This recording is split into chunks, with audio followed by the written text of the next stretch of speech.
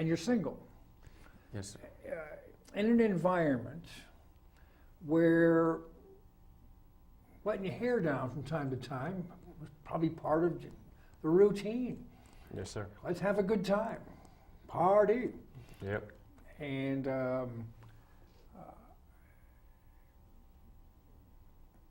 can you share that aspect of what, at least to now, has been an exceptionally positive discussion, and how alcohol has perhaps had a negative impact on your life, and consequences for one's actions that can be very severe. Yes, sir. And also, at what point did you get married, and where did you meet your wife? Was it through your partying days, or did you meet her in church? And I don't know, so that's why I'm asking. Yeah. I forget the gentleman's name that called on the phone. I don't think I know who it is, but we'll call him Mr. Caller for now. Yeah, the caller definitely touched base on something that was very, pertinent to me even being here tonight. And I said I never missed one class in college until one night. It was my senior year of college. Excited, ready to graduate college. I did very well in college. I was part of the National Leadership Honor Society, the Omicron Delta Kappa. I had a 3.4 GPA, and just excited. I never thought I would ever graduate college. I was very excited, and like you said, I was a single guy in college. I enjoyed going out with my friends and letting my hair down every now and then, and going out and partying and having a few beers out at a bar was something that we did regularly. And you were not alone. No, I wasn't. Just a single guy. I like to have fun, go out and meet people, and just enjoy my life. So we always used to go up to Yukon. Eastern was not really as big as it is today. Maybe 3,000 students at Eastern, and Yukon is maybe 13 minutes up the road and has about 25,000 students. It's like a city up there. It's a whole different world up there. Great sports programs, a lot of excitement, a lot of fun. So me, being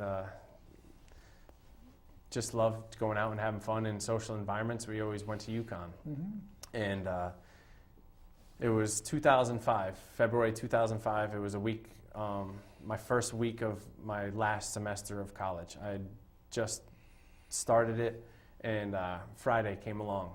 And I remember Friday, I never had classes on Friday. So I had gone out the night before with my friends, and I stayed at my friend's place up on campus at Eastern Connecticut State University. So I wake up Friday morning and did my errands. It was like a warm winter day. Sun was shining. It had snowed a few inches the night before, so I went to the Navy Federal Bank out here in Groton, went and got my hair cut. I went to my town gym, which was in Plainfield, Connecticut at the time, and I was working out there. I ran into one of my friends, and he asked me what I was doing this evening, which would be Friday night, and I told him that my friends and I were going to go up to Yukon. It was the first week back of my last semester, just ready and excited. So we decided that we were going to go together.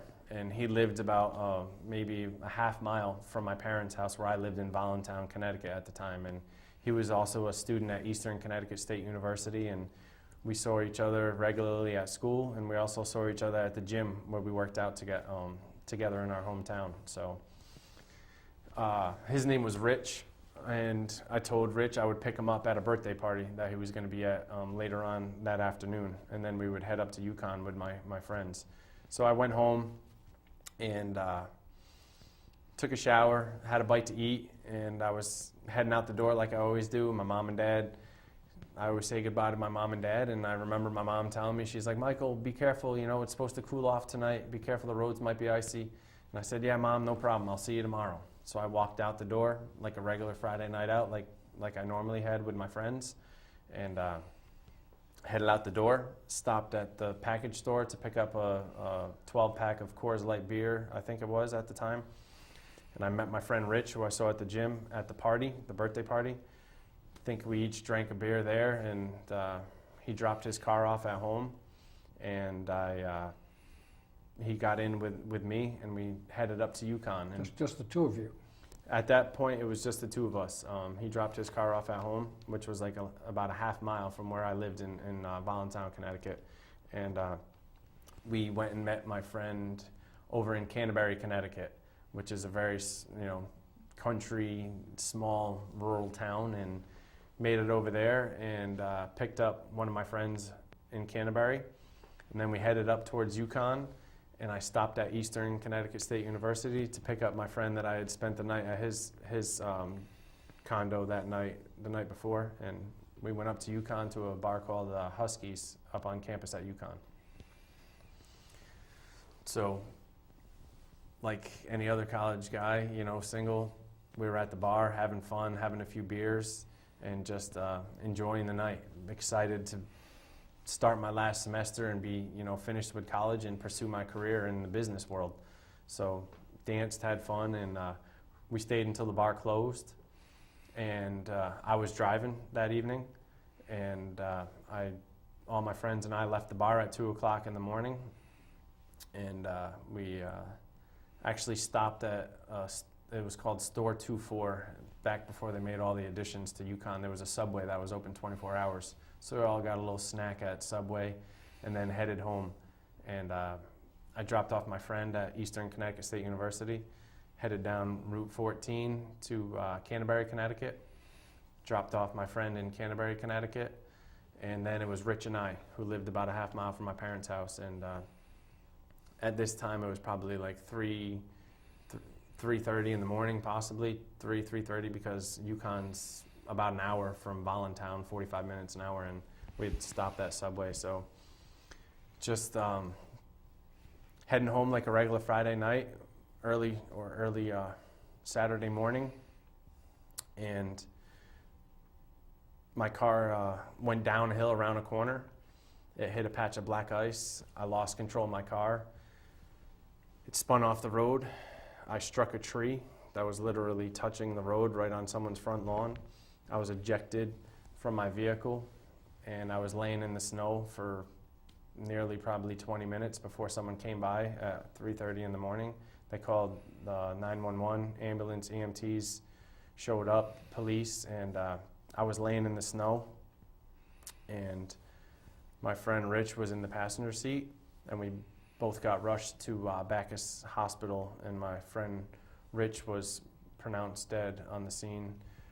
Suffered from head trauma, and I had life-threatening injuries as well. I had a traumatic brain injury, 3 broken ribs, a punctured lung, broken hand, broken shoulder, and I was, fighting for my life as well. So you had a significant traumatic situation there, physically as well as mentally. I mean, you came out banged up, and you lost your friend. Yes, sir.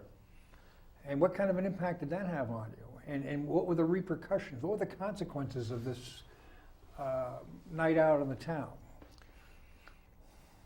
Well, to answer that question, Marty, like that early morning has brought me to where I am sitting here today in my life.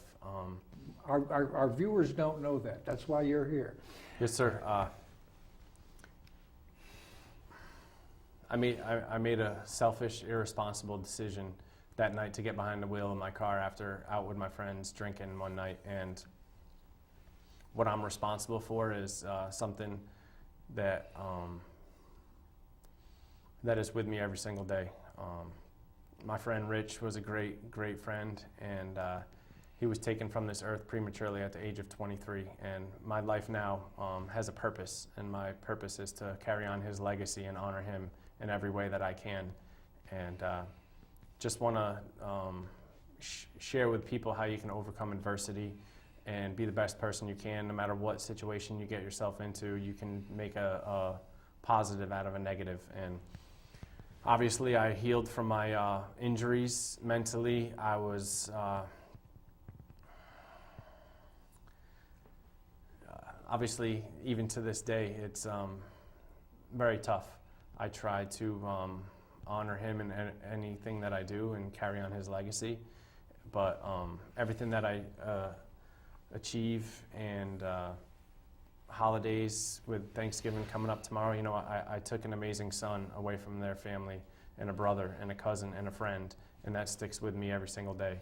And I just do my best to hopefully inspire and motivate other people not to make a selfish decision like I did that night and get behind the wheel of a car. Well, I think you make a good point.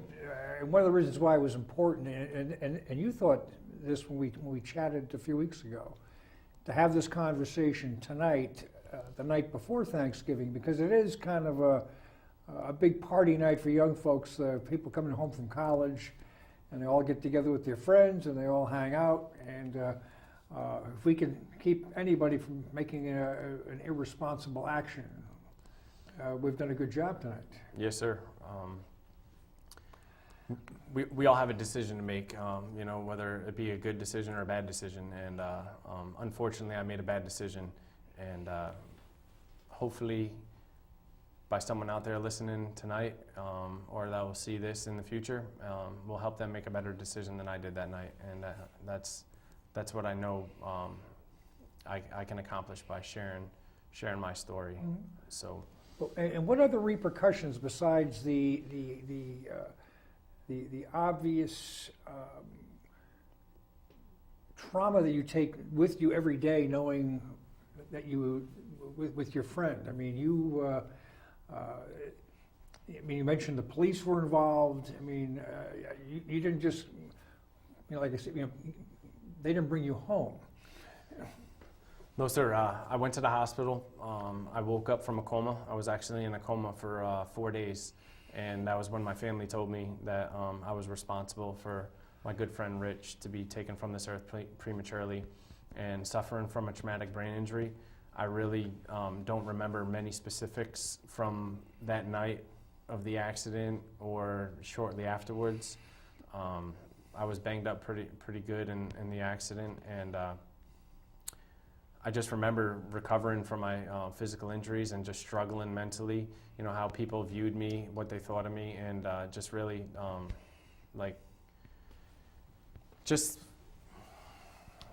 my life was flipped upside down. Here I am, you know, in college, ready to graduate, excited to pursue my career in business, and then one night,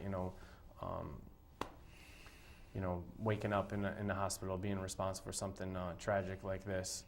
So I just tried to piece my life back together, and a few months later, I was out fishing, I believe, one day, and my dad called me and said there was 2 state police at the house and served a warrant for my arrest and charged me with second-degree manslaughter with a motor vehicle under the influence of alcohol, facing up to 10.5 years in prison.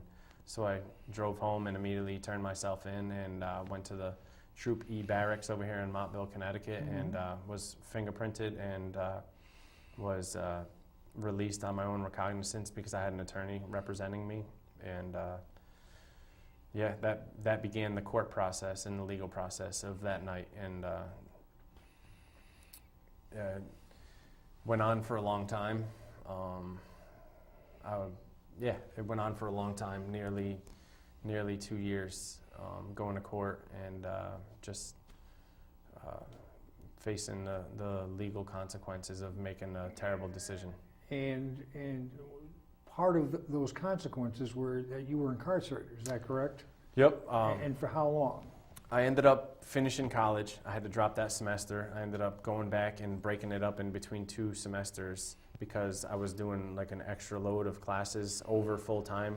So with my brain injury, I really wasn't the same person after that. So I had to study a little bit harder, and I ended up breaking it up between 2 semesters. I ended up graduating college in 2006, and I moved up to Boston to work at a fine restaurant up in Boston for a while, and then I had to move back home because we ended up deciding to go to a full trial in my case. And the trial lasted about a month long, and the jury went into deliberation and deliberated for almost 4 days. And on a Tuesday afternoon after lunch, I remember the jury had a verdict, and I was called into the courtroom, and I stood up, and the judge read the verdict, and I was found guilty of second-degree manslaughter with a motor vehicle under the influence of alcohol. And I was escorted away, and I gave my mom and dad a hug goodbye and took off my suit jacket and lost nearly 4 years of my life incarcerated in prison. So there's some pretty severe repercussions. Yes, sir. And quite frankly, folks, here's a very dynamic young man here who you listen to him and you say,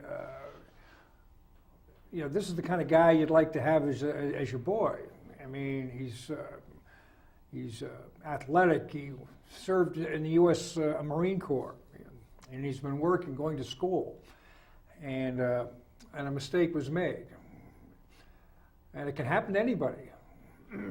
And I think part of and a big part of the story is that what you're doing now, when you got out of prison, how you pulled it together, what you're doing now.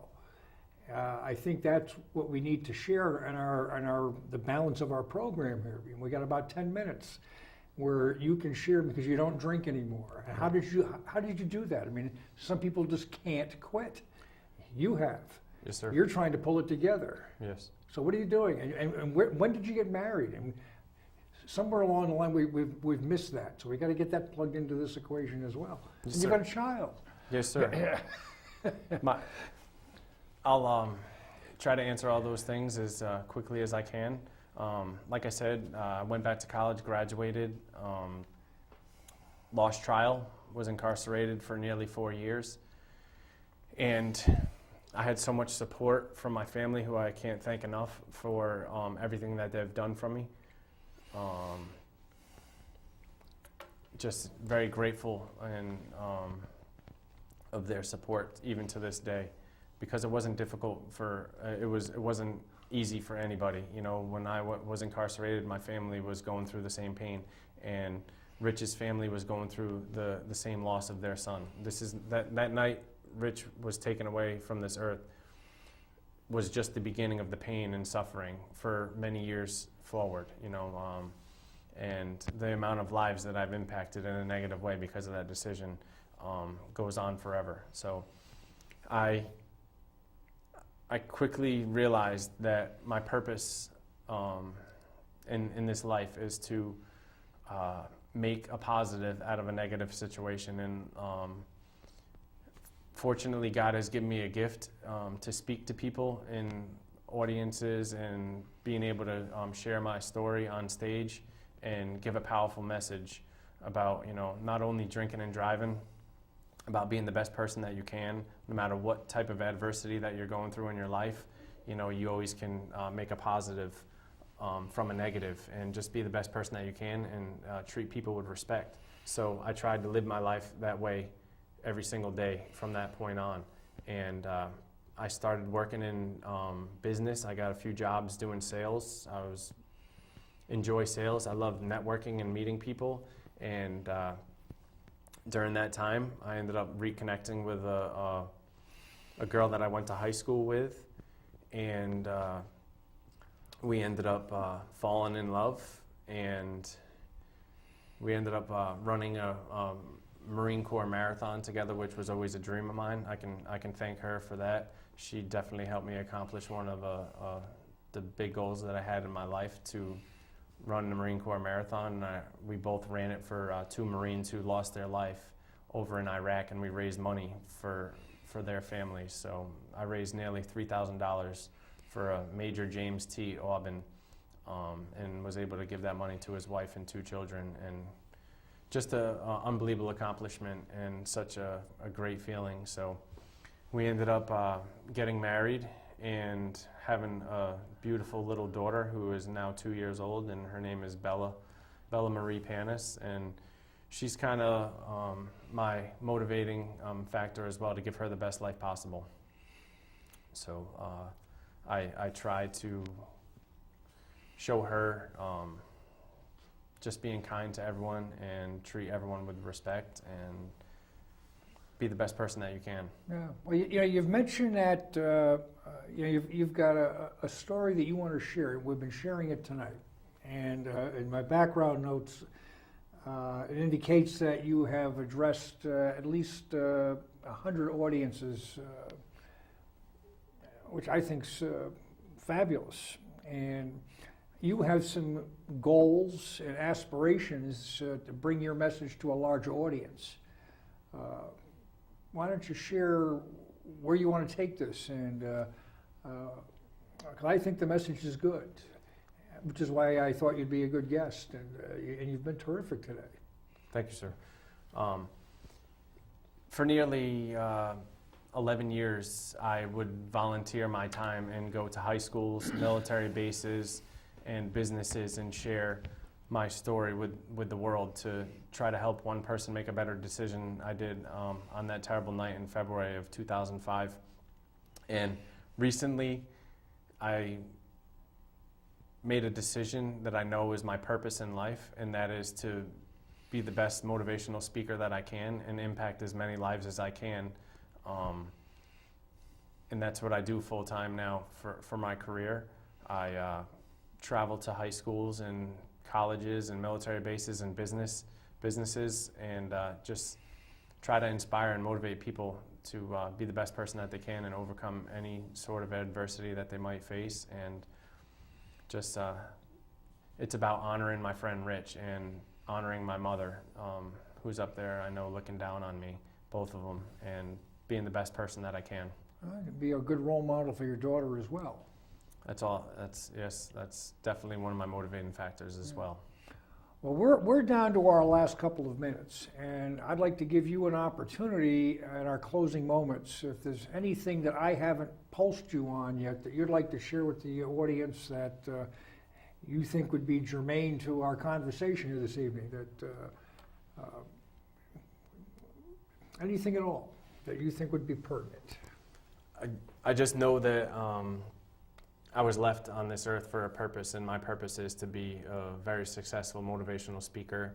In addition to that, I am putting the finishing touches on a book that I'm writing called Miracle from Day One, which I am working very hard to have that done in the next 3 to 6 months, and excited to have that out there as well to share with the world and be able to speak to as many people as I can across the world and the country to make an impact on this world. And I have a saying that I want to change the world one person at a time. And no matter who I come across every single day, whether it be at a gas station or a grocery store or a Dunkin' Donuts, I try to have a positive impact on their life, no matter what it is, whether it is cracking a joke, asking them how they're doing, and just trying to brighten up anyone's day that may be having a bad day. And that's how I carry myself on a daily basis. Yeah. Well, I must tell you that you exude confidence. You're confident in yourself, and that's a good place to start. And I must say, too, that this evening, folks, when I met this young man a number of weeks ago, he was a little bit more, I'll be very blunt, a little cockier than he's been this evening on air. Tonight, he's a little... The cameras are on, and there's an element of humility, which I like. Yes, sir. And I think that you have an opportunity to do good things. You've got good goals and aspirations, and you seem to be, that's important to move forward.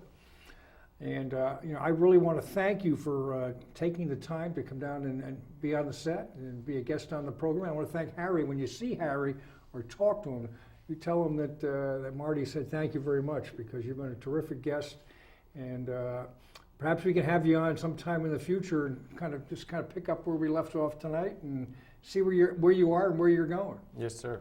It's been an honor tonight, and I'm very grateful for the time, and yeah, I'll probably make a phone call to Harry and tell him thank you so much for, connecting us together. And like I said, it's an honor to be here, and I know what my purpose is in this life, and that's to share my story and try to help people as best I can. Very good. Thanks a bunch. Good night, folks. We'll see you next week on City Focus.